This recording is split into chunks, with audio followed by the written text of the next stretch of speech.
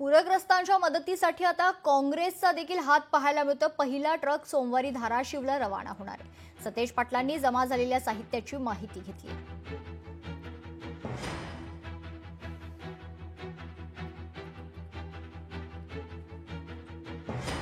मराठवाड्यामध्ये अतिवृष्टीमुळे प्रचंड असं नुकसान झाले। आमचे नेते आदरणीय राहुलजी गांधी यांनी काँग्रेसच्या कार्यकर्त्यांना आवाहन केलं होतं की मदतीचा हात मराठवाड्यासाठी पुढे करा।